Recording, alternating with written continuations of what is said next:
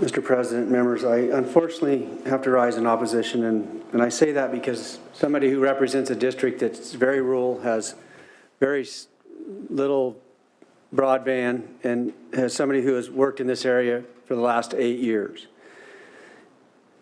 The presiding officer, Mr. Senator Bradford, had a bill a few years back and put money in to get broadband to inner city housing projects. Not delivered. He's doing another bill to get that, try to get that done. I worked on AB 2665 with Senator Caballero and assembly members in the other house. We got that done. We put the money there.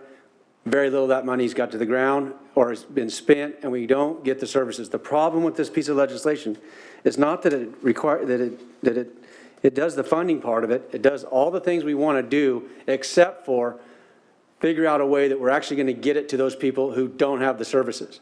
The CPUC is not functioning in the manner it should. We shouldn't have to run 10 bills or 8 bills or 6 bills over the years and not get the services we're asking for. In our sub 2 committee, I want to share that the senator from Hillsborough said it perfectly. The utilities are not going to use this. They don't use it. There's been one utility that used the funds only because they were forced to use it during a transition. We're going to continue to keep putting money into the system, and we're not going to get the services. We have to come up with a way that says the utilities are going to use these funds, and we will pay for those constituents who don't have service or very limited service. And in many cases, in my area, they don't have any service at all, no cell service. Many of you went on our forestry tour a couple of weeks ago, and you understood what we're facing. And if you're so I have the same problem that the senator from Gardenia has, except for he actually has cell service in his areas, but his people can't afford it. In my area, we have 0. And until we address the problem with the CPUC and the utilities, this bill will do nothing to help us, other than put a lot of money in the pot, and it'll go to nonprofits that we can't even track the funding to find out where it's going. So for those reasons, I regretfully have to oppose this piece of legislation because it's not going to give you what you want. We want services to people who are disadvantaged or don't have it because of topography and there's not enough people there. This will not get us there. Sorry, I just want to add one more thing because I think it's very important. I want to share a scenario with you. AT&T has a line that goes all the way to Washington, up the 5 and along the railroad tracks. Goes right through the community of Dunsmuir and Mount Shasta. The infrastructure is there. I can throw a rock from the town to the railroad track, but I don't get to access it because they choose not to. When we talk about built-out areas, we want to extend onto those built-out areas already, but they're owned by private companies.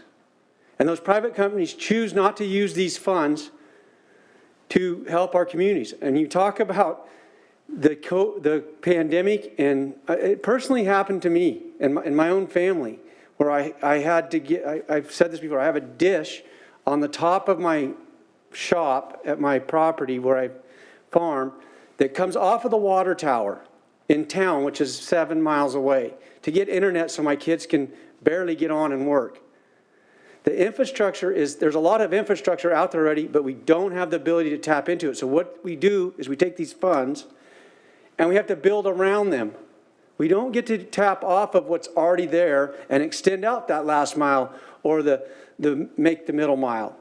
That's the problem with this piece of legislation, is that it doesn't use existing structure. We have to build all new, and you can't afford to do it. One last point. Digital 395 was a federal amount of money that came in, and it did 395 all the way up the backside of the Sierras. $300 million at a time. There's one person hooked up to it. That is the problem with these types of legislation. The definition of insanity is doing the same thing, expecting a different outcome. We're going to have the same outcome until we figure out a way that we say, hey, we want to get to that person that's in the middle mile or last mile, and utilities, we're going to pay for it, but you got to let us hook into your system. Because if we go the other route, we're never going to get there. That's what's wrong with this.